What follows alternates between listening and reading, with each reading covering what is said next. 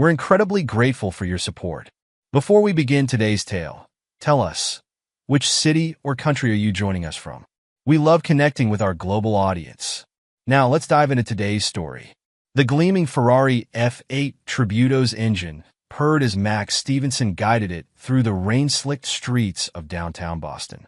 The leather steering wheel felt butter-soft beneath his calloused hands, and the scent of rich leather filled his nostrils. 5 years ago, he would have felt out of place in such luxury.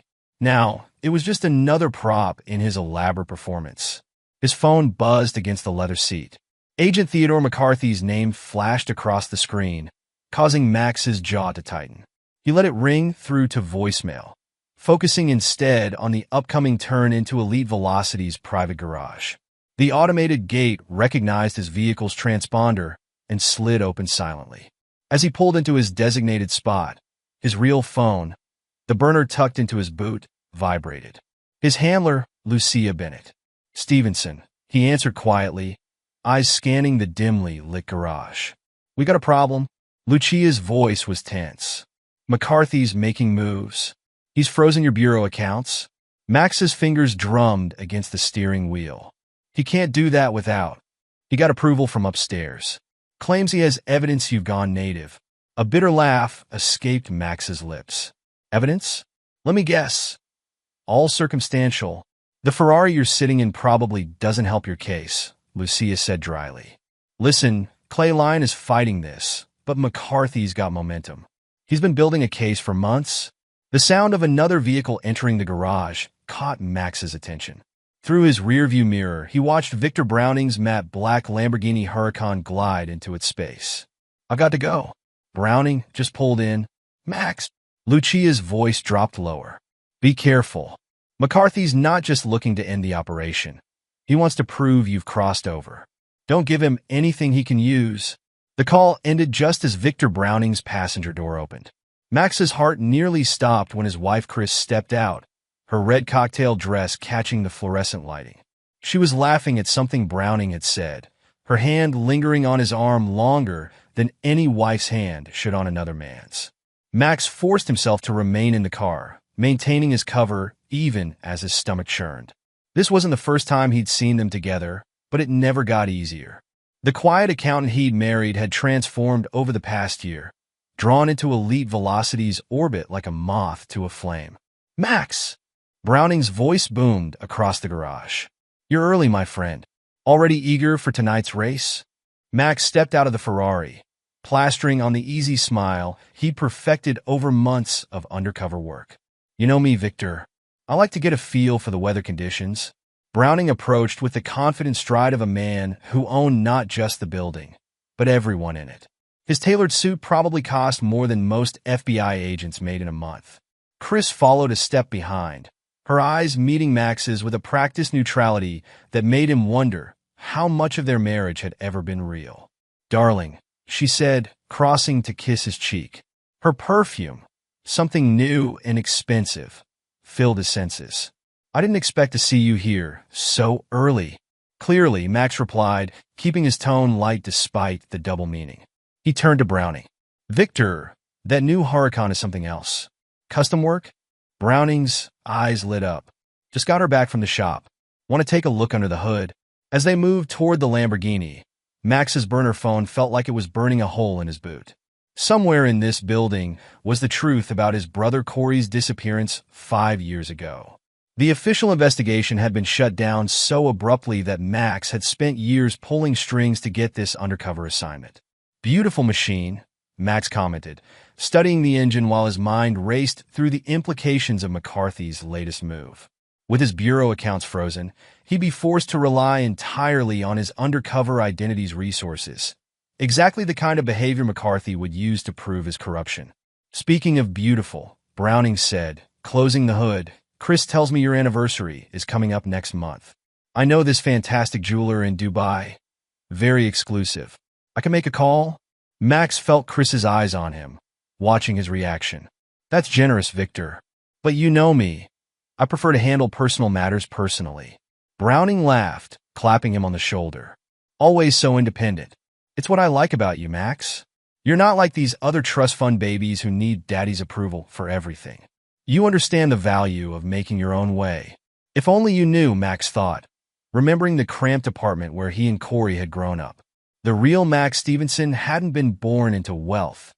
He'd built this persona from scratch, layering truth and fiction until even he sometimes had trouble separating them. The elevator dinged, and Judge Elmer Waller stepped out, his judicial robes replaced by an expensive casual suit. The judge's presence here, in what was essentially a high-end chop shop, never ceased to amaze Max. "Gentlemen," Waller nodded, then smiled warmly at Chris. "Mrs. Stevenson, lovely as always. I trust those financial reports are coming along?" "Just finished them this morning, Judge," Chris replied professionally. "You'll have them on your desk first thing tomorrow." Max filed away this interaction, another piece in the puzzle he was slowly assembling. His wife's accounting firm handled books for several elite Velocity members, including Judge Waller. It was a connection that had existed before Max's undercover assignment, one that had initially helped him get close to the organization. "Max," Waller turned to him, "I heard about your performance in last week's race. Impressive handling on that mountain curve." "Just lucky," Max shrugged, though there had been nothing lucky about it. That race had been carefully calculated, good enough to maintain his cover, not so good as to draw unwanted attention. Browning checked his watch. "We should head upstairs. The others will be arriving soon for the briefing." As they walked toward the elevator, Max felt his burner phone vibrate again. He'd check it later when he could get a moment alone. Right now, he needed to focus on maintaining his cover, especially with McCarthy breathing down his neck. The elevator ride was silent, filled with the kind of comfortable quiet that came from people who thought they knew each other well. Max stood behind Chris, catching her reflection in the polished doors. For a moment, their eyes met in the reflection, and he saw something flicker across her face. Regret? Warning? Before he could analyze it, the doors opened to Elite Velocity's main floor. The club's headquarters occupied the entire top floor of the building. A row of monitors displayed various racetracks and vehicle specifications. To anyone else, it looked like a legitimate luxury car club. But Max knew better. Behind those screens lay one of the most sophisticated criminal operations he'd ever encountered.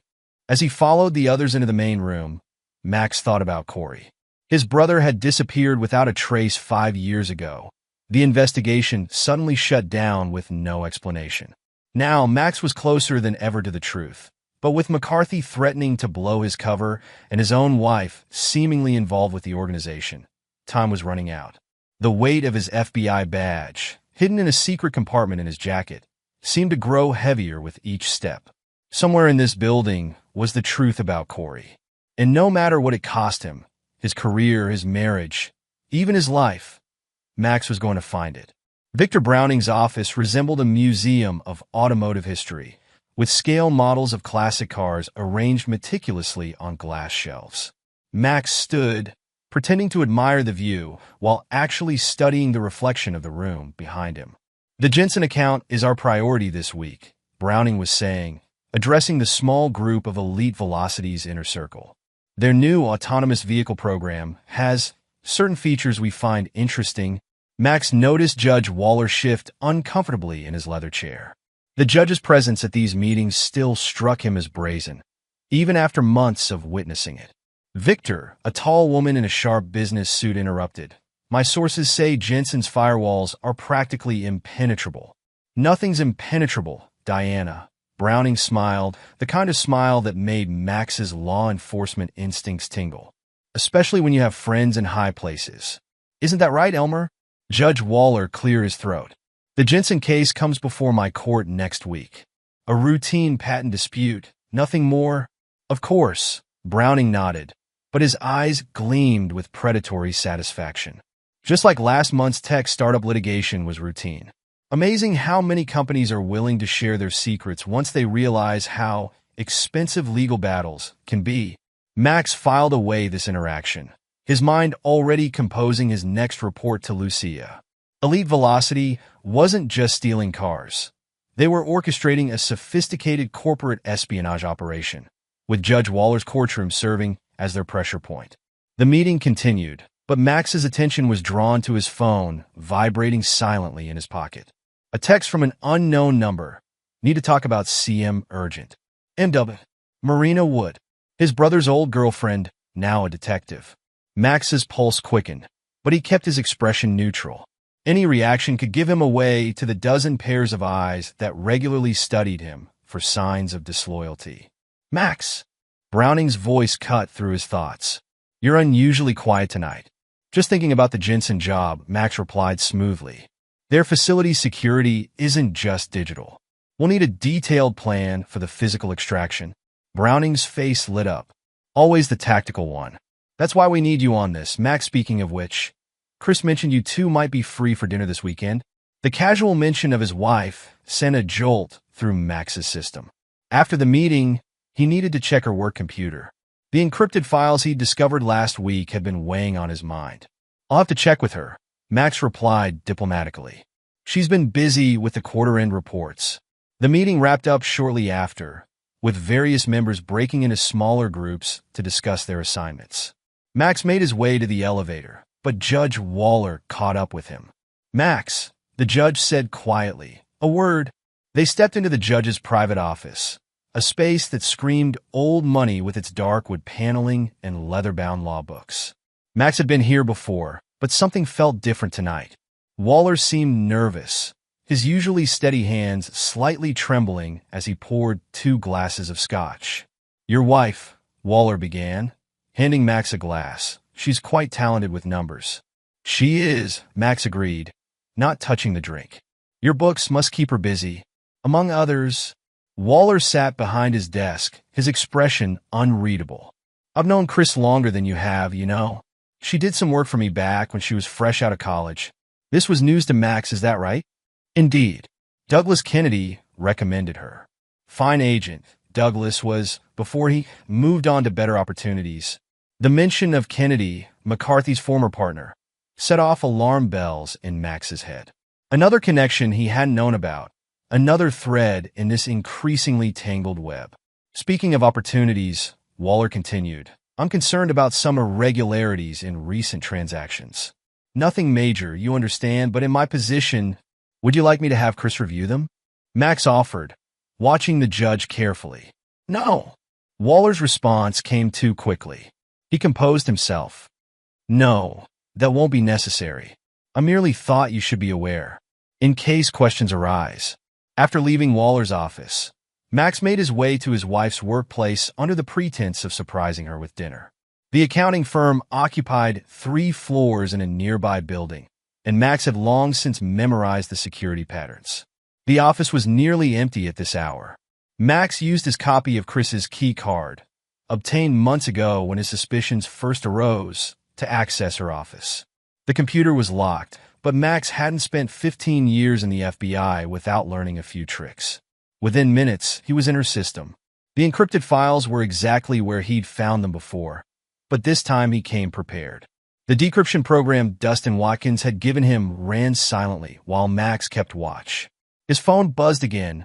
Marina Wood was persistent. He typed a quick response, tomorrow. Usual place. The decryption program finished, and Max's blood ran cold as he read the contents. Account numbers, transaction records, shell companies, all dating back to before he'd even met Chris. But it was a photo buried in the files that made his hands shake. Chris and Douglas Kennedy at what appeared to be a college graduation ceremony, their smiles suggesting far more than a casual acquaintance. A noise in the hallway made Max quickly cover his tracks. He was about to leave when he noticed something odd about Chris's desk calendar. Next week showed a meeting with Judge Waller, but it was marked in a different color than her usual appointments. The sound of voices approaching forced Max to abandon his investigation. He slipped out through the back stairwell, his mind racing with questions. His wife's connection to Kennedy and Waller, the encrypted files, the timing of it all, it couldn't be coincidence. As he drove home in the Ferrari, Max's burner phone buzzed one final time. A message from Lucia. McCarthy's pushing for a formal investigation. Line stalling, but we're running out of time. Whatever you're going to find it fast. Max parked in his home garage, sitting in the car for a long moment. Through the kitchen, he could see Chris moving around, preparing dinner as if everything was normal.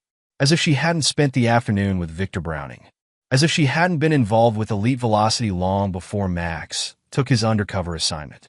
Tomorrow, he would meet with Marina Wood and hopefully learn what she knew about Corey's disappearance. But tonight, he had to go inside and play the role of devoted husband, all while wondering if his wife was just as deep undercover as he was, but playing for the other side. The basement office of Dustin Watkins would have given any OSHA inspector a heart attack. Monitors covered every available surface, their blue light reflecting off empty energy drink cans and takeout containers. The tech specialist himself sat hunched over his primary keyboard, his fingers flying across the keys as data scrolled past. "You're not going to like this, Max," Dustin said, pushing his glasses up his nose. "These aren't just random car thefts. Look at the pattern." Max leaned closer, studying the complex web of data Dustin had assembled.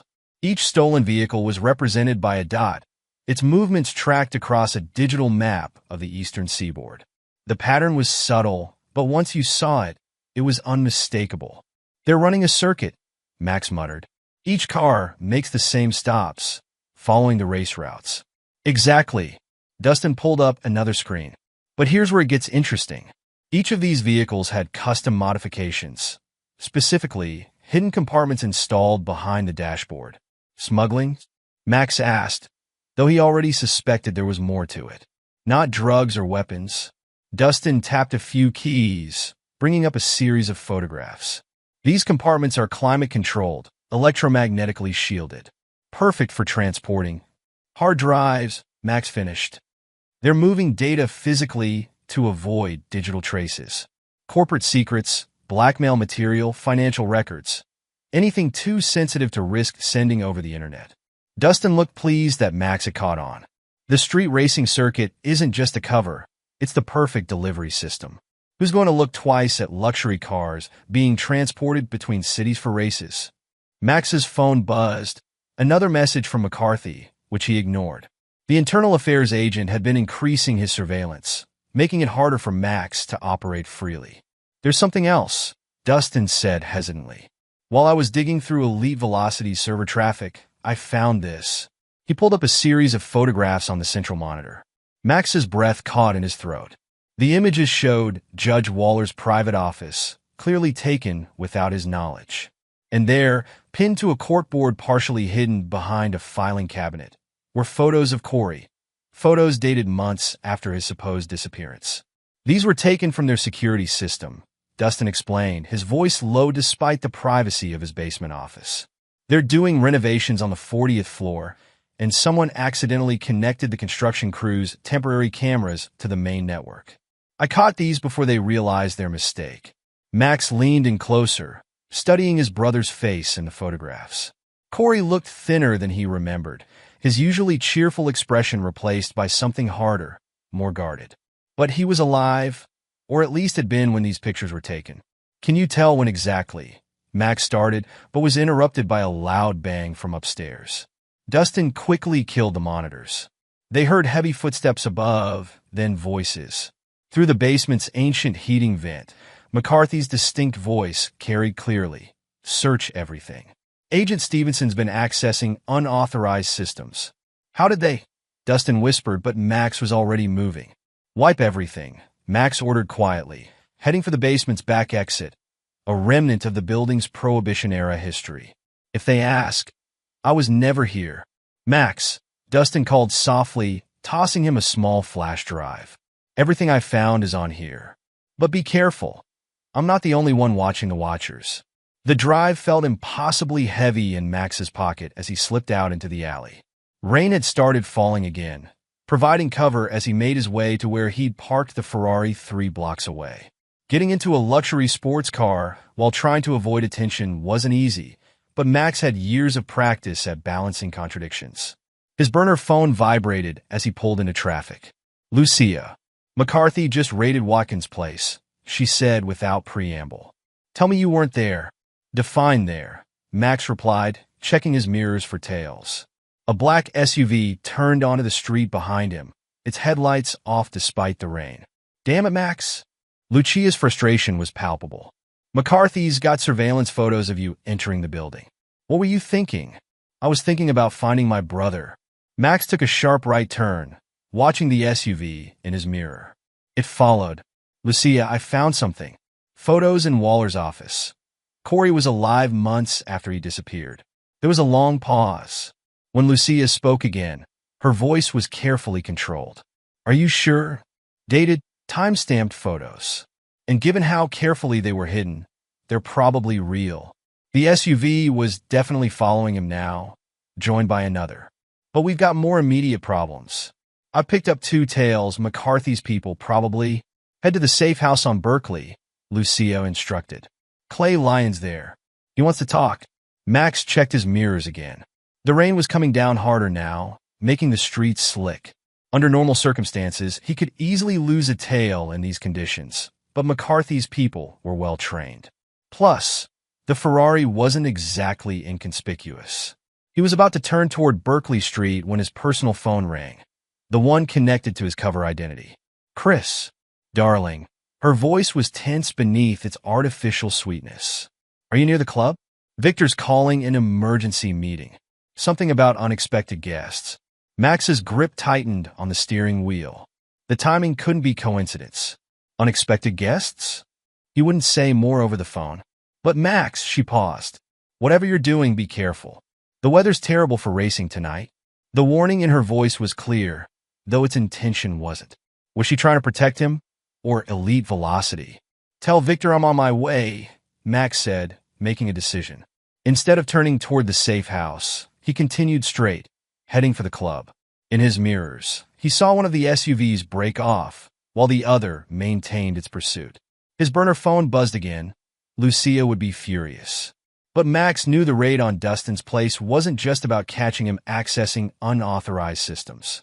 McCarthy was making a move, trying to force him into a mistake. And given what he'd just discovered about Corey, the timing was too perfect to be random. The Ferrari's engine roared as Max pressed the accelerator. Rain lashed against the windshield as he wove through traffic, his mind racing faster than the car. The photos in Waller's office, McCarthy's sudden aggression, Chris's warning. The pattern was emerging, but he still couldn't see the full picture. One thing was clear. Whatever elite velocity was planning, it was bigger than stolen cars and corporate espionage. And somewhere in the web of lies and betrayal surrounding him, his brother's fate was entangled with it all. The club's private garage loomed ahead, its entrance glowing like a beacon in the rainy darkness. As Max pulled in, he caught a glimpse of the SUV stopping across the street. McCarthy's people wouldn't risk following him inside. Elite Velocity security was too good, their influence too widespread. Max parked in his usual spot, taking a moment to compose himself. The flash drive from Dustin felt like it was burning a hole in his pocket. Upstairs, Victor Browning was waiting with his emergency meeting. Across the street, McCarthy's people were watching, and somewhere in this building were answers about Corey. Taking a deep breath, Max stepped out of the Ferrari. Whatever was waiting upstairs, he had to play his role perfectly. One wrong move now could unravel everything. His cover, his investigation, his chance to find Corey. As he walked toward the elevator, his footsteps echoing in the quiet garage, Max couldn't shake the feeling that he was walking into a trap. But then again, he thought as the elevator doors closed behind him, sometimes the only way to spring a trap was to walk into it with your eyes wide open. Detective Marina Wood's office felt like a time capsule from the 1970s, all wood paneling and metal filing cabinets. She pulled a thick file from her desk drawer, her hands trembling slightly as she placed it in front of Max. "I've been building this for 5 years," she said, her voice barely above a whisper. "Ever since Corey." She cleared her throat. "Ever since they shut down the official investigation." Max opened the file, his jaw tightening as he saw his brother's photo paperclipped to the first page. Marina had been Corey's girlfriend when he disappeared, and she'd never accepted the official explanation. "Look at the third page," she instructed, leaning forward. Max flipped through the documents until he found what she meant. His breath caught. There was Douglas Kennedy, younger and sporting a different haircut, but unmistakable. He was standing next to a much younger Chris at what appeared to be a college graduation ceremony. "Where did you get this?" Max asked, his voice carefully controlled. College yearbook. But that's not the important part. Marina pulled out another document. Kennedy was FBI then, working undercover in a campus drug investigation. And guess who his informant was? Max's eyes scanned the partially redacted report. Chris. She wasn't just his informant. She was his star player. Kennedy used her accounting skills to follow money trails, track transactions.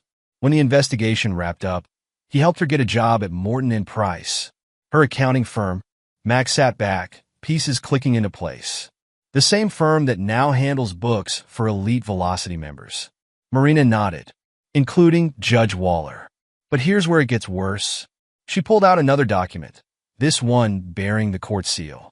5 years ago, just before Corey disappeared, Waller presided over a sealed case. The records were expunged, but what? I found this in the court reporter's archived notes. She slid over a single sheet of paper.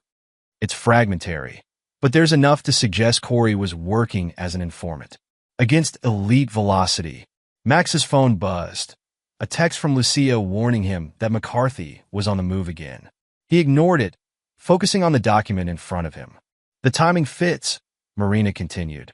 Corey started acting strange about 6 months before he disappeared. Nervous. He was working on some big software project, but wouldn't talk about it. Then suddenly he's gone. The investigation gets shut down, and Kennedy retires from the FBI to work private security for Elite Velocity. And now he's partners with McCarthy, Max added, thinking of the internal affairs agent's relentless pursuit. Marina, this is a conspiracy that goes deeper than either of us imagined. She gave a bitter laugh.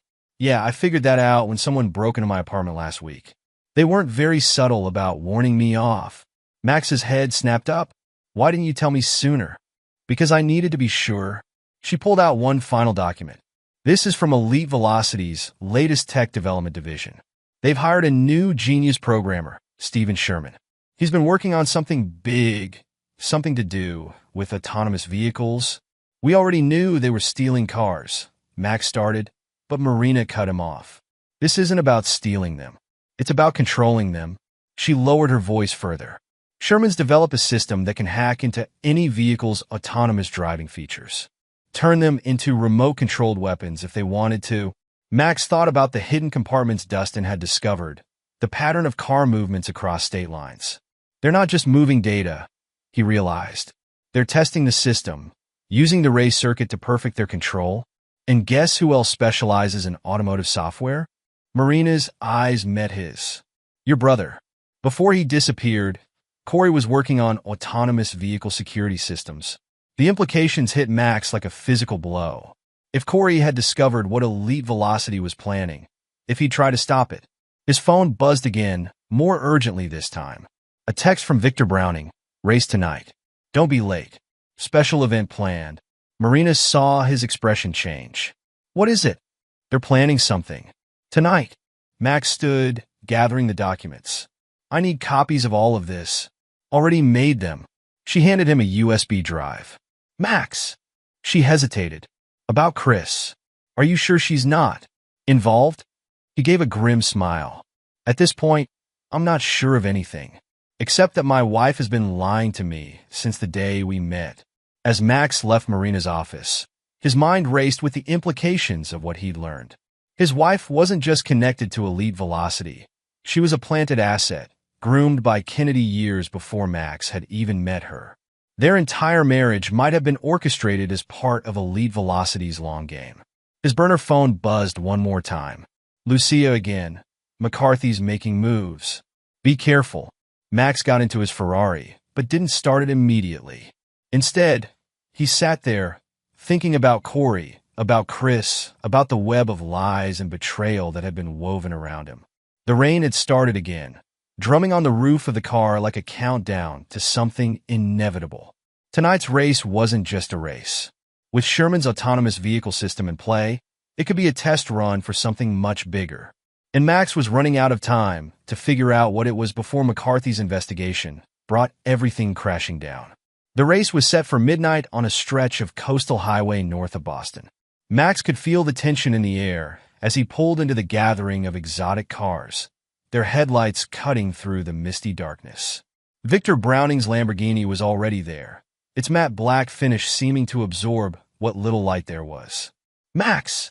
Browning called out, waving him over. "Thought you might not make it. McCarthy's boys have been sniffing around, I hear." Max forced a casual smile. "Nothing I can't handle." "Good man." Browning clapped him on the shoulder, but his eyes were calculating. "You're in the second heat tonight." "Against me?" It wasn't a request. Max nodded, understanding the subtext.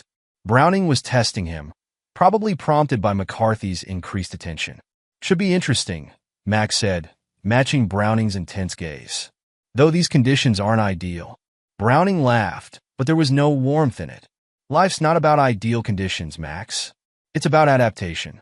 Speaking of which," he gestured toward a group of new faces standing near a cluster of cars. Tech entrepreneurs, Max realized, recognizing some from news coverage of autonomous vehicle developments. Sherman was among them, his laptop open on the hood of a Tesla. "Testing some new features tonight," Browning explained. "Should make things exciting." Before Max could respond, his phone buzzed. McCarthy, watching from somewhere in the darkness.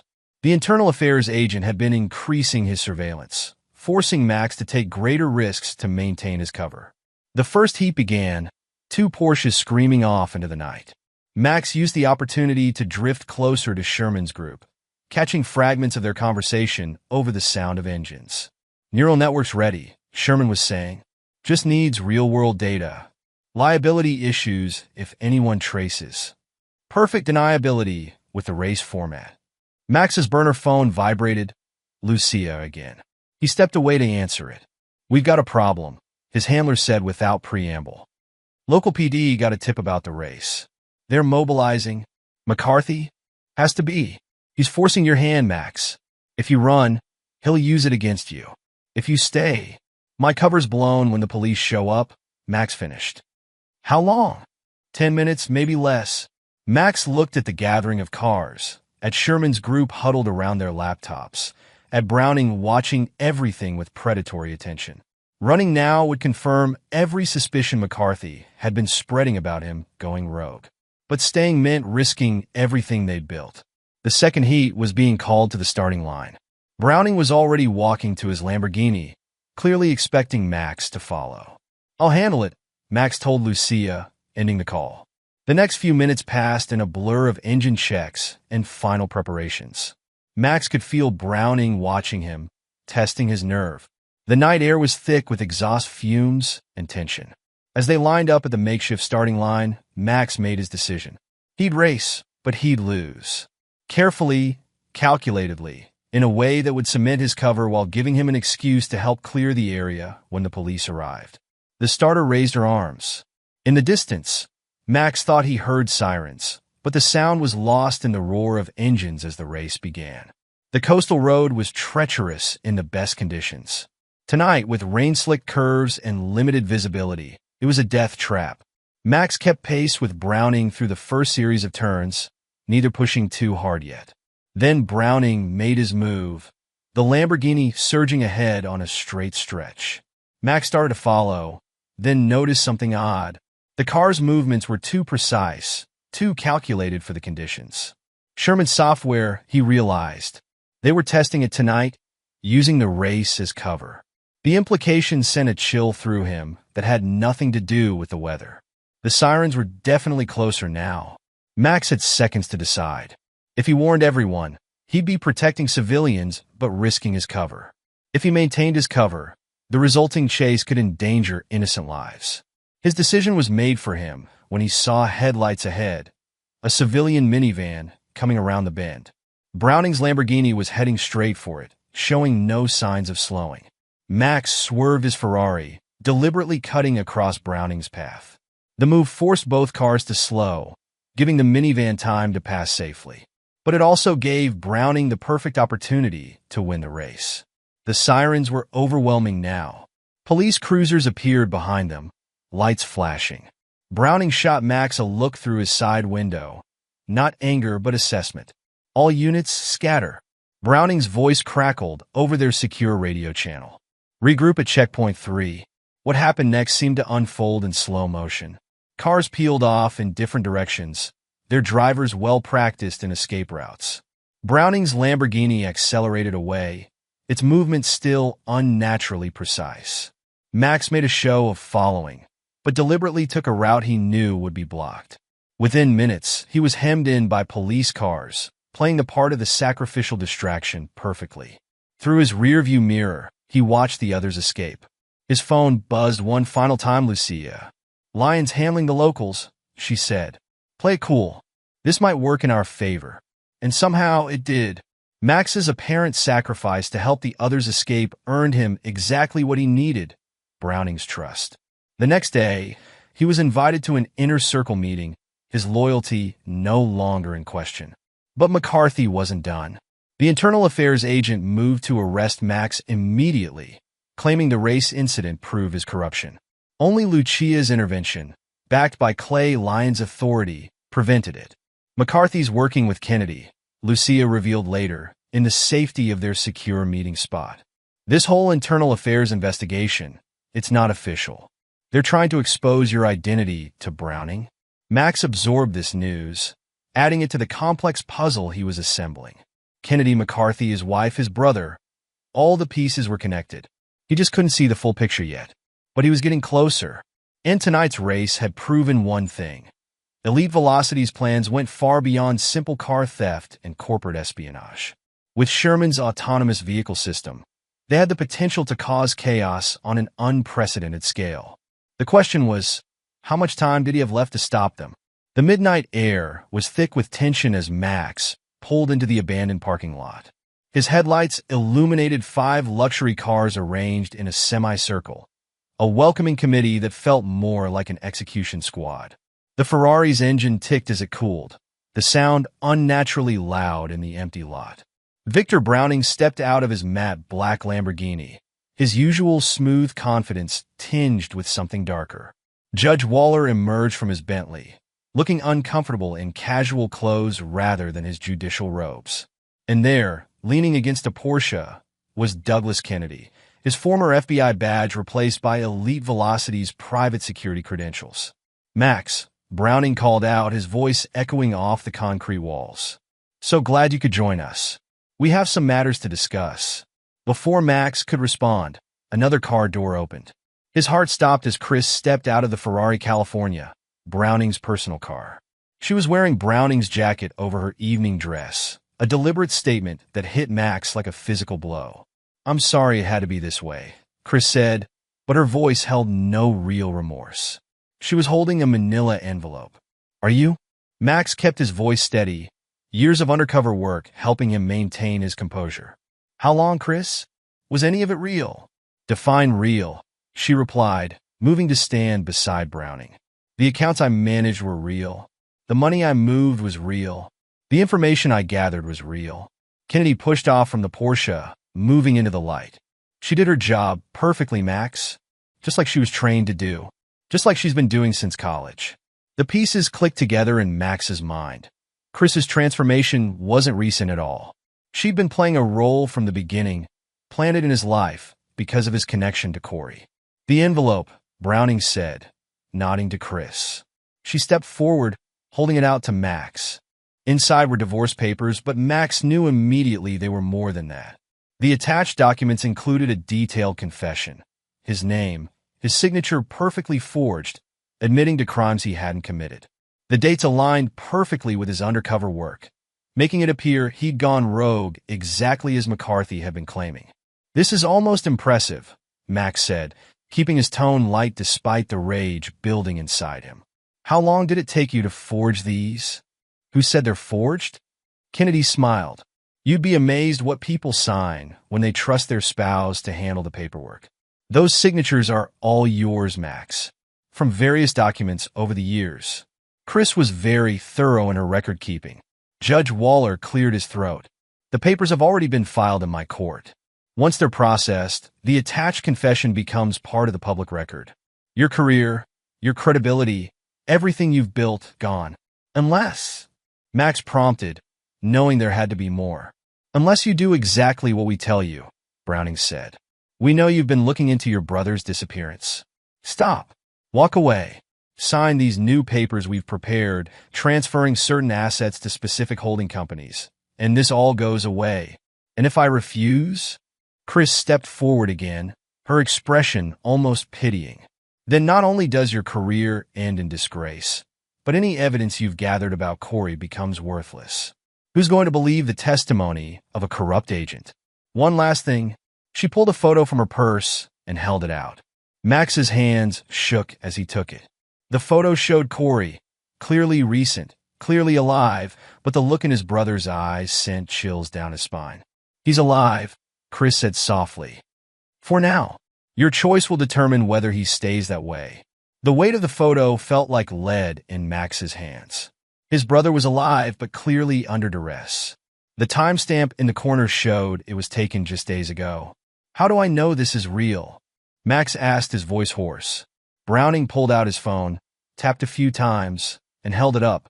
A live video feed showed Corey in what appeared to be a luxurious room, reading a newspaper. Today's newspaper. Your brother's been quite useful to us, Kennedy said, moving closer. His programming skills, combined with Sherman's innovations. Let's just say the autonomous vehicle project has benefited greatly from his expertise. Max's mind raced. Corey wasn't just alive. He was being forced to work for them. The implications of his brother's skills being used for Elite Velocity's plans made his blood run cold. You have 1 hour to decide, Browning stated flatly. Sign the papers, walk away from everything you've discovered, and both you and your brother get to live comfortable lives. Refuse. He shrugged elegantly. Well, I'm sure you can imagine the alternatives. Judge Waller shifted uncomfortably. The court opens at 9 tomorrow. Whatever you decide, Max, the papers will be processed. One way or another. I'll need time to review everything, Max said, playing for time while his mind worked furiously. You have 1 hour, Browning repeated. Not a minute more. He turned to Chris. Show him what else is in the envelope. Chris pulled out another set of documents. Property transfers, bank account details, corporate registrations. Everything needed to completely entangle Max in Elite Velocity's operations. Once you sign these, she explained, her professional accountant's voice at odds with the personal betrayal of the moment. There's no going back. Your assets, your accounts, everything gets routed through our shell companies. McCarthy's investigation becomes moot because you'll actually be everything he suspects you of being. Elegant, Max admitted, and meant it. They crafted a trap where either choice, signing or refusing, would destroy him. Sign, and he'd become the corrupt Agent McCarthy accused him of being. Refuse, and the forged confession would destroy his credibility and any chance of helping Corey. Thunder rolled overhead, and rain began to fall, drumming on the luxury car's roofs. The sound reminded Max of that first night he'd infiltrated Elite Velocity, when everything had seemed simpler. Back when he thought Chris was just his wife, when he believed Corey was dead, when McCarthy was just another internal affairs agent. Tick-tock, Kennedy said, tapping his watch. Clock's running, Max. Max looked at each face in turn. Browning's calculated confidence. Waller's nervous authority. Kennedy's smug satisfaction. And Chris, his wife, his betrayer, wearing another man's jacket while holding papers designed to destroy him. The rain fell harder as Max stared at the documents in his hands. His brother was alive. Everything else, his career, his marriage, his reputation, seemed secondary to that central fact. But if he signed these papers, he'd be abandoning not just his investigation, but any chance of bringing Elite Velocity to justice. Thunder crashed again, closer this time, as Max faced the most impossible choice of his life. The hour was counting down, and with it, any chance of saving both his brother and himself. The ultimatum hung in the rain-soaked air, heavy with the weight of lives and lies, as Max stood at the crossroads of everything he'd fought for and everything he stood to lose. Thunder crashed overhead as Max stared at the documents in his hands. Browning's ultimatum hung in the air, the rain drumming steadily on luxury car roofs. Then, with deliberate slowness, Max reached into his jacket. I wouldn't, Kennedy warned, his hand moving toward his own weapon. Max's fingers closed around his FBI badge instead of his gun. Actually, he said, his voice carrying clearly despite the rain, I think I would. The badge caught the dim parking lot lighting as he held it up. For a split second, confusion crossed Browning's face. Then headlights blazed to life from every corner of the parking lot, accompanied by the distinctive sound of multiple car doors opening simultaneously. FBI! Nobody move! The shout came from behind a concrete pillar as agents emerged from their hiding spots. But they weren't alone. Detective Marina would step out from behind an unmarked police car, her tactical team fanning out with practiced precision. Boston PD, hands where we can see them. The look of betrayal on Chris's face shifted to something else, fear, as she realized the trap hadn't been for Max at all. She dropped the envelope, reaching for her purse, but Marina was faster. Don't even think about it, Marina warned, her weapon trained steadily on Chris. 5 years I've been building this case. You're not running now. Browning's practiced smoothness cracked. This is absurd. Judge Waller is about to have bigger problems than your case, came a new voice. Clay Lyon emerged from the shadows, looking more like a battle-hardened veteran than a division chief. We've been watching you for months, Your Honor. All those sealed cases, all those convenient rulings. Judge Waller's face had gone ashen. I have judicial immunity. Not for racketeering, Lyon cut him off. Not for conspiracy, and certainly not for kidnapping. Kennedy made his move then, diving toward his Porsche. He almost made it before 2 agents tackled him to the wet pavement. The sound of handcuffs clicking shut was nearly lost in the continuing thunder. The cars, Browning shouted suddenly. Sherman now? Max's eyes widened as he realized what Browning meant. The autonomous system.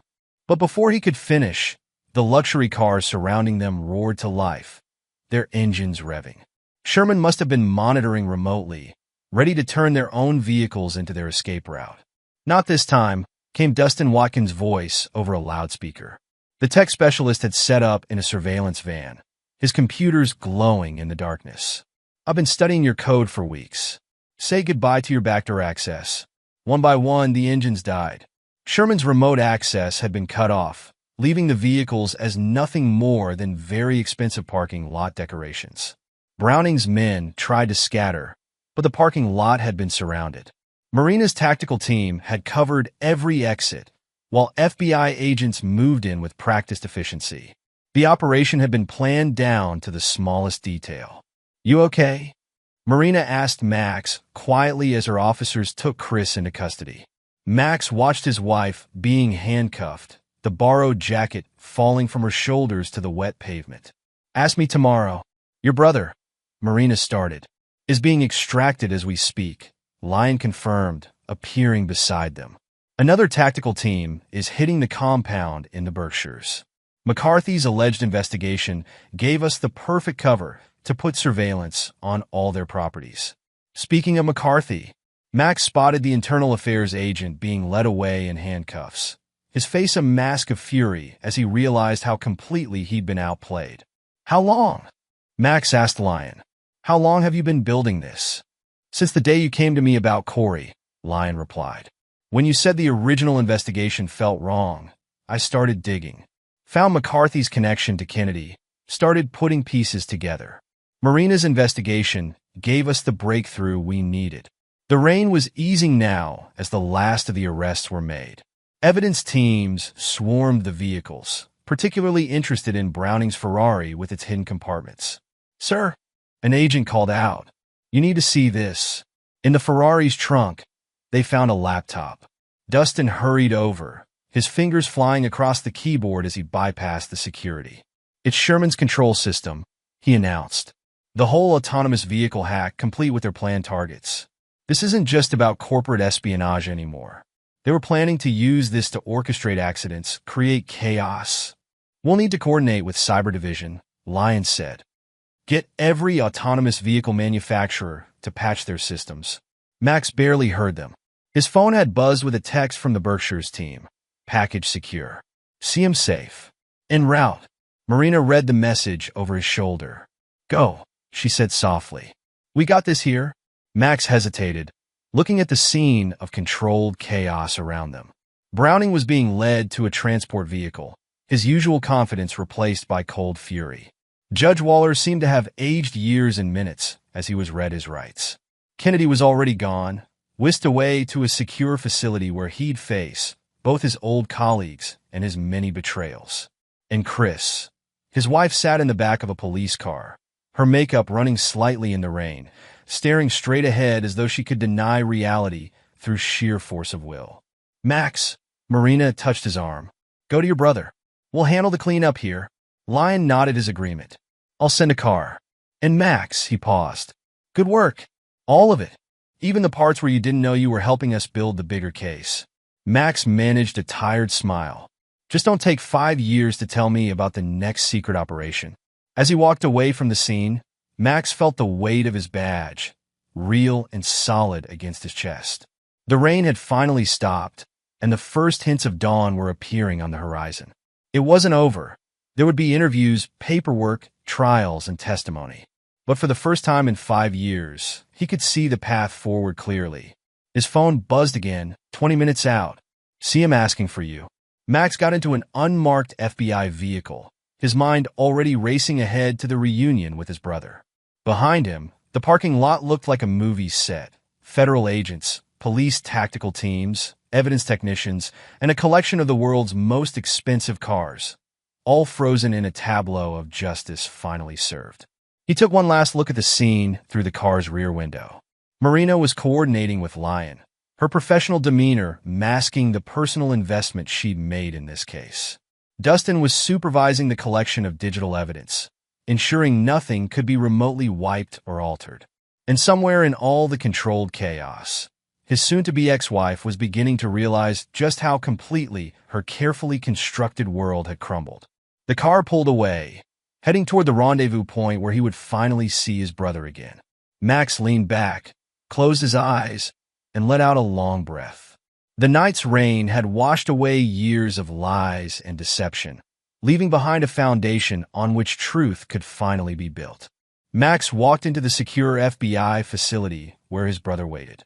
Corey stood by a window, thinner than Max remembered, his programmer's pallor even more pronounced after years in captivity. But when he turned, his eyes were clear and alert. You took your time, Corey said, attempting a smile that didn't quite reach his eyes. Max crossed the room in 3 strides, pulling his brother into a fierce embrace. For a moment, neither spoke. 5 years of absence and worry and guilt compressed into a single hug. I never stopped looking, Max said finally, his voice rough. I know. Corey stepped back, running a hand through his unkempt hair. I saw the signs. Little irregularities in Elite Velocity's security system. Patterns that didn't quite fit. I knew someone was digging, but I couldn't risk responding. They were watching everything. A gentle knock interrupted them. Marina stood in the doorway, holding a laptop recovered from Browning's Ferrari. Her eyes met Max's briefly before focusing on Corey. Mr. Mason, she said professionally, though Max could hear the emotion she was controlling. We need to talk about what you found. About why they took you. Corey's face tightened, but he nodded. They moved to a conference room where Dustin was already set up, multiple screens displaying code and data streams. It started with a bug, Corey began, his fingers drumming nervously on the table. I was doing contract work on autonomous vehicle systems, standard security audits. But I found something embedded in the core protocols. A backdoor so sophisticated it was practically invisible. Dustin pulled up a section of code. Sherman's work? The foundation of it. Corey leaned forward, pointing at specific lines. I traced it back to Elite Velocity. Realized they weren't just stealing cars. They were compromising the entire autonomous vehicle infrastructure. Creating a kill switch they could use to control any car running the infected software. Which is why they needed you, Max said quietly. Corey nodded. Sherman was brilliant with the theoretical work, but he needed someone who understood the practical implementation. When I threatened to expose them, he trailed off, the memory clearly painful. That's when Waller got involved. Marina picked up the thread. He presided over a sealed hearing, where you were supposedly granted immunity in exchange for testimony. But instead, they used it to make me disappear legally, Corey finished. Everything properly documented, all the paperwork in order. On paper, I'd been placed in a witness protection program. In reality, You were their prisoner, Max growled. Collaborator, eventually, Corey admitted, shame coloring his voice. They made it clear what would happen to you if I didn't cooperate. Then Kennedy brought in Chris, and the surveillance net was complete. The mention of his wife made Max flinch. Marina noticed, moving slightly closer to him in silent support. Speaking of Chris, Dustin interrupted, you'll want to see this. He pulled up files from the encrypted thumb drive found in Browning's car. It goes back even further than we thought. She wasn't just Kennedy's asset in college.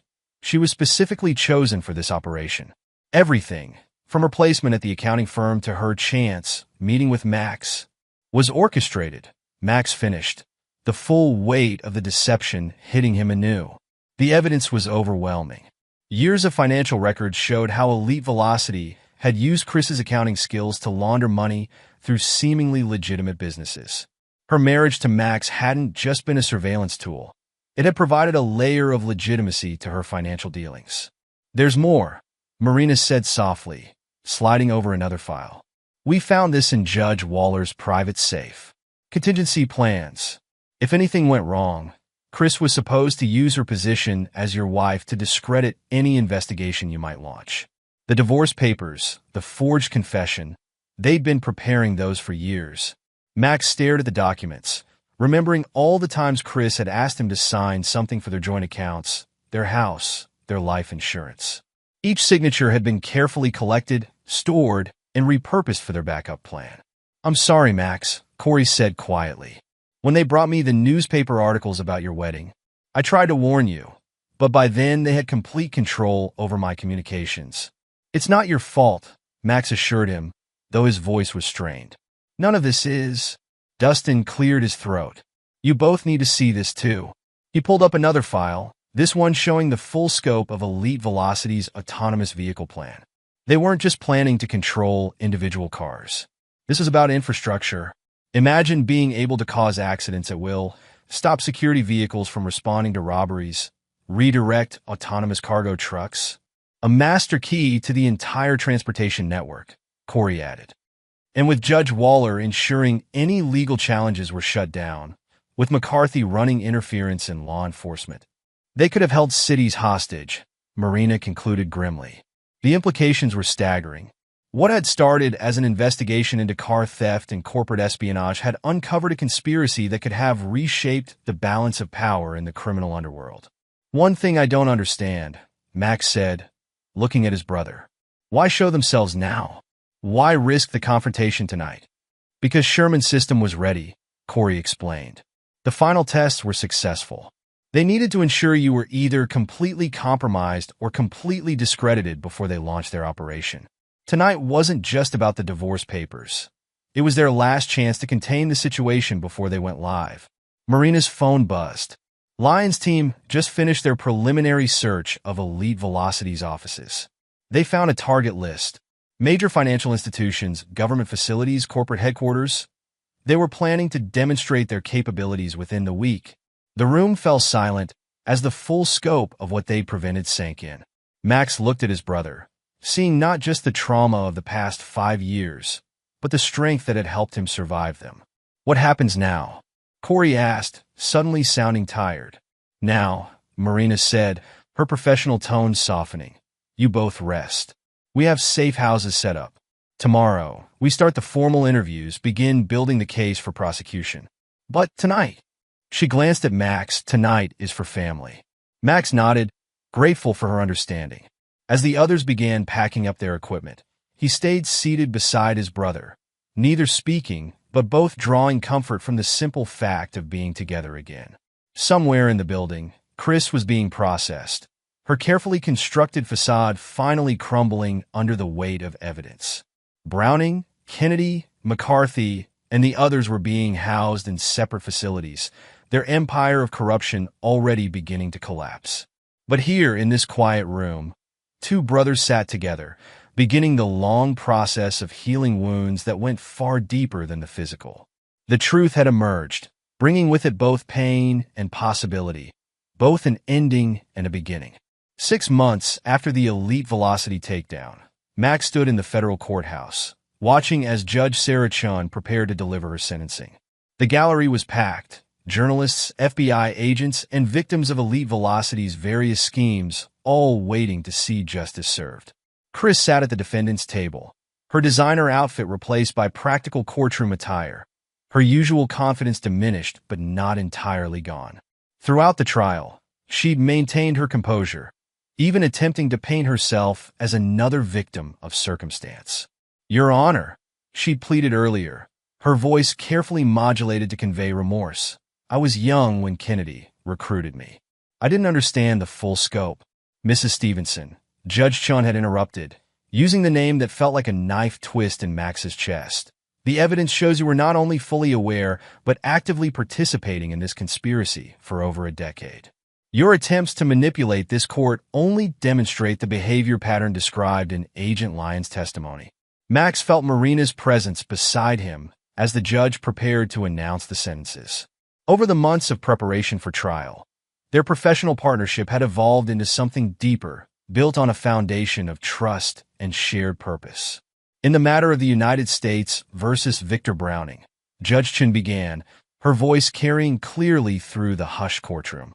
"On the counts of racketeering, conspiracy, corporate espionage, and attempted cyberterrorism, this court sentences you to 30 years in federal prison." Browning's face remained impassive, but his hands clenched on the table before him. "Douglas Kennedy," the judge's voice hardened, "your betrayal of your oath as a federal agent, combined with your role in the kidnapping and coercion of Corey Mason, merits special consideration." 40 years. Kennedy's shoulders slumped slightly, the former agent finally showing the weight of his crimes. "Theodore McCarthy." The judge actually leaned forward for this one. "Your abuse of your position in internal affairs, your conspiracy with a criminal enterprise, and your attempts to obstruct justice reflect a particularly egregious betrayal of public trust." 35 years. One by one, the sentences came down. Judge Waller received 25 years. His judicial career ended in disgrace. Sherman, who had turned state's evidence early and helped patch the autonomous vehicle vulnerabilities, received a reduced sentence of 10 years. Then it was Chris's turn. "Kristen Avery," Judge Chun said, deliberately using her maiden name. "Your actions represent a sophisticated and long-term criminal enterprise. The evidence shows you were not merely complicit, but instrumental in Elite Velocity's financial operations. Moreover, your calculated deception in your personal life demonstrates a level of manipulation that this court finds particularly disturbing." Max felt Marina's hand slip into his, offering silent support. 20 years, the judge pronounced, with no possibility of parole for 15. As the sentences were read into the record, Max's mind drifted to earlier that morning. He and Corey had been working on the Mustang, their father's old 67 that had been found in one of Elite Velocity's warehouses. The process of restoring it had become a form of therapy for both brothers, each turn of the wrench helping to rebuild not just the car but their relationship. "Agent Stevenson?" Max blinked, realizing Judge Chun was addressing him directly. "The court wishes to acknowledge your perseverance in pursuing this case, despite personal cost. Your dedication to justice, even when faced with profound personal betrayal, exemplifies the highest standards of federal law enforcement." After the sentencing, Max found himself in Lyon's office, where his former boss was outlining changes to the Bureau's undercover protocols. "Your case is already being used in training," Lyon explained, sliding over a new manual. "We're implementing additional safeguards, better oversight of internal affairs investigations. The next generation of agents will learn from both our successes and our failures." "And McCarthy's old cases?" "Under review," Lyon confirmed. "Marina's team has been instrumental in identifying other potentially compromised investigations." Speaking of Marina, Max glanced at his watch. They had dinner plans, their first real date that wasn't related to the case or the trial. 6 months of working together had evolved into something neither had expected but both welcomed. As he left the federal building, Max passed the parking lot where the final confrontation had taken place. The luxury cars were long gone, auctioned off to benefit a victims' compensation fund. All except one, the Mustang that now sat in his garage, its restoration a symbol of healing and renewal. His phone buzzed, a text from Corey, "Got the new carburetor installed." Ready when you are? Max smiled, remembering how his brother's eyes had lit up when they'd found the car. The past 5 years had left their marks on Corey, but working on the Mustang had helped him find his way back to himself. His testimony had been crucial in the trial, his detailed knowledge of Sherman's system helping prosecutors demonstrate just how close Elite Velocity had come to implementing their plan. Marina was waiting by her car. Ready? She asked, her smile warming him more than any Ferrari's heated leather seats ever had. Ready, Max confirmed, taking her hand. They had dinner reservations at a small Italian place. Nothing fancy, nothing fake, just real people sharing real connections. As they drove away from the courthouse, Max caught a glimpse of his reflection in the window. He saw a different man than the one who had first infiltrated Elite Velocity. Older, perhaps, but also more complete. The betrayals had left their scars, but they had also led him to this moment, to the truth about his brother, to a partner he could trust, to a future built on honesty rather than deception. The Elite Velocity case would be studied for years to come, not just for its complexity, but for its lessons about trust, loyalty, and the importance of maintaining one's moral compass in a world of shifting allegiances. Max would help teach those lessons, sharing his experiences with new agents while continuing his own journey of recovery and growth. The Mustang waited in his garage, a testament to the enduring bonds of family. Marina's hand was warm in his, a promise of trust renewed. And somewhere in his heart, the wounds of betrayal were slowly healing, replaced by the understanding that sometimes life's worst moments lead to its greatest gifts. Max Stevenson drove toward his future, leaving behind the world of luxury cars and elaborate deceptions, embracing instead the simple truth that had guided him all along. Justice, though sometimes slow, was worth every sacrifice made in its pursuit. Epilogue, 10 years later. The Federal Correctional Institution in Danbury, Connecticut, looked almost peaceful. Detective Marina Wood Stevenson watched as a guard buzzed open the visitor's gate. She wasn't here on official business. This was personal. Chris Avery had aged noticeably in the decades since her sentencing. The designer clothes and perfect makeup had been replaced by prison-issued garments and a face that showed every minute of her 15-year mandatory sentence. She sat across from Marina in the visitor's room, her once confident posture now carrying the weight of consequences. Max isn't coming, is he? Chris asked, though she already knew the answer. You know he's not, Marina replied evenly. He hasn't responded to any of your letters in 8 years. Chris's fingers twisted together on the table. Victor? The question was barely a whisper. Still serving his 30 years in Colorado. Though I hear he's not quite the power player he used to be. Even in prison, Marina allowed herself a small smile. Amazing how quickly a man's influence fades when his money and connections dry up. The former Mrs. Stevenson flinched. Her own fall from grace had been particularly hard. The evidence presented at trial had destroyed any chance of claiming ignorance or coercion. The detailed records of her decades-long deception, her calculated manipulation of Max, her willing participation in Elite Velocity schemes. It had all painted a picture of someone who had chosen power and wealth over basic human decency. I heard. Chris hesitated. I heard he got remarried. Marina's wedding ring caught the fluorescent light. 3 years ago. Small ceremony. Corey was best man, and they finished the Mustang? A hint of the old manipulation crept into Chris's voice, fishing for information. I'm not here to give you updates about Max's life. Marina cut her off. I'm here because you claim to have information about other Elite Velocity operations that were never uncovered. The ploy was obvious. Chris had been trying to bargain for privileges or possibly a sentence reduction. But Marina had learned from Max's experience. Never trust a word from someone who had made deception their life's work. I thought. Chris's facade cracked slightly. I thought after all this time, maybe what? Max would forgive you? The FBI would reduce your sentence? Marina leaned forward. You didn't just betray a husband, Chris. You betrayed the entire justice system. You helped criminals exploit innocent people. You watched a man's brother be held captive for 5 years and did nothing. Chris's eyes dropped to the table. The years in prison had stripped away her sophisticated veneer, revealing the calculated coldness beneath. Her attempts to manipulate her way to a lighter sentence had failed spectacularly when other inmates' testimony revealed she was still trying to run cons from inside. "How's Kennedy doing?" Chris asked, changing tactics. "Dying?" Marina's response was blunt. "Cancer. He'll likely spend his last days in the prison infirmary." McCarthy, too, though his problems are more about the other inmates' feelings toward corrupt law enforcement. The news seemed to age Chris another decade in moments. Kennedy had been her mentor, the one who had sculpted her from a college student into a sophisticated criminal. Now he would die behind bars, his legacy one of corruption and betrayal. "You know," Marina continued, "Max teaches at Quantico now.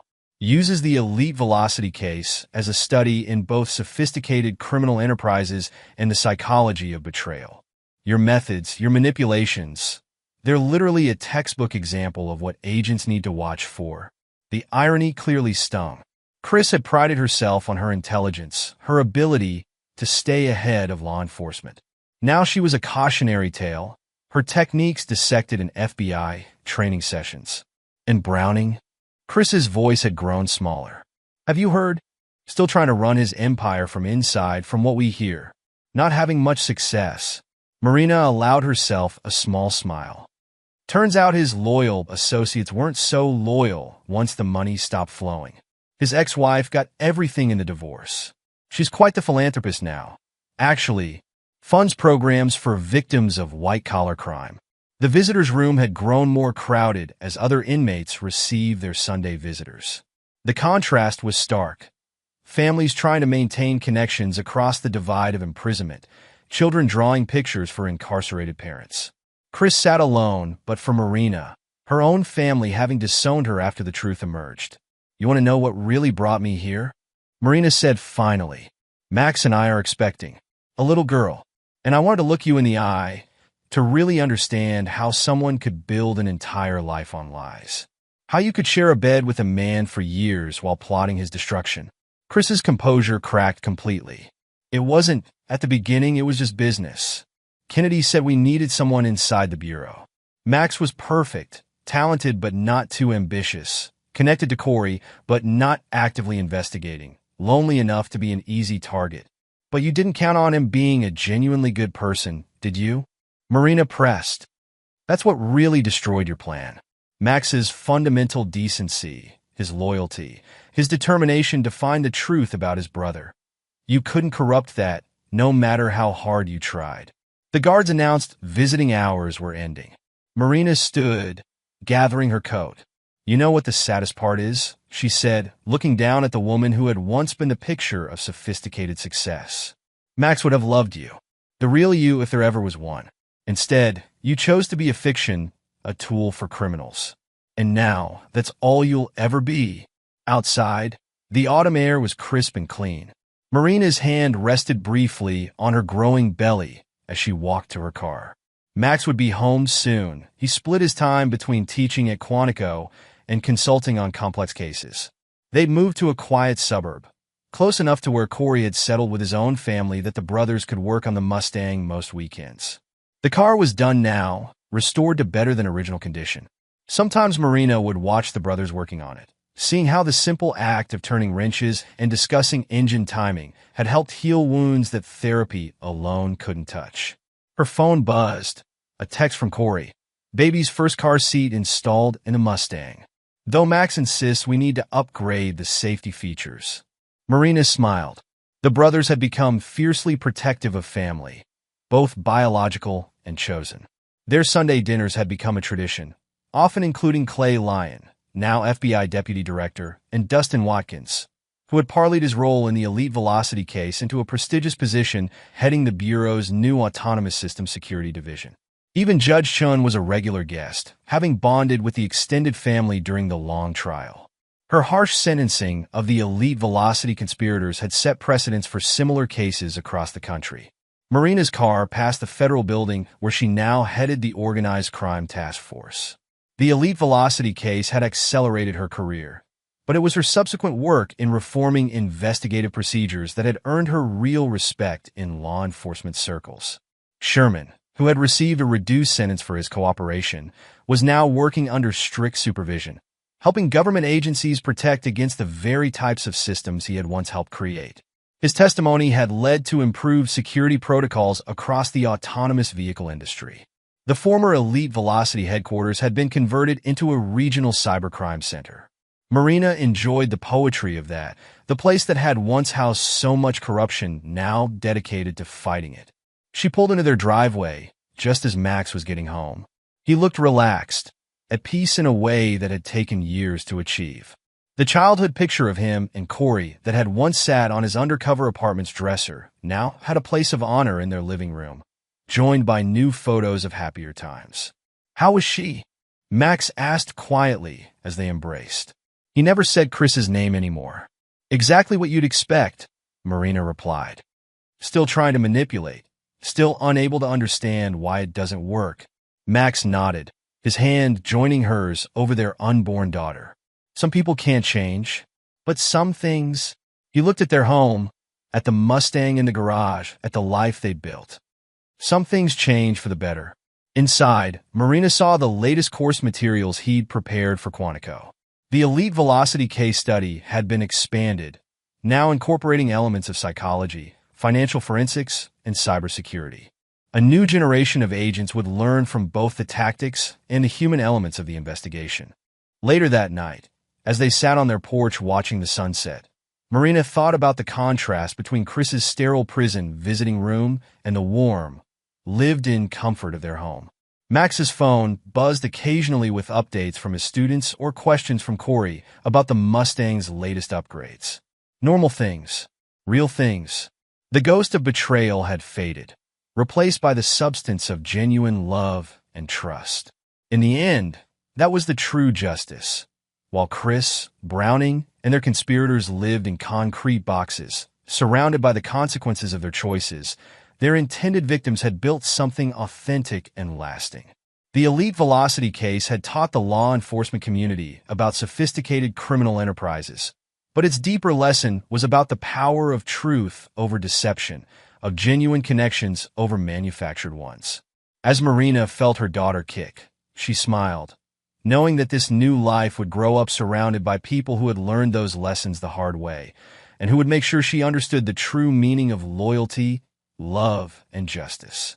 In the garage, the restored Mustang gleamed, its classic lines a testament to the patience required to rebuild something broken into something beautiful. Like the car, the people touched by the Elite Velocity case had emerged from their ordeal transformed, some broken beyond repair, others restored to even greater strength than before. The sun set on another day in their hard-won happiness, while in prisons across the country, the architects of Elite Velocity's betrayals watched their empires crumble and their influence fade, leaving them with nothing but time to contemplate the true cost of their deceptions. And there you have it. Another story comes to an end. What did you think? I'd love to hear your thoughts in the comments below. If you enjoy this story, consider joining our community by subscribing. It means the world to us. For more stories like this one, check out the recommended videos on screen. And I'll see you there.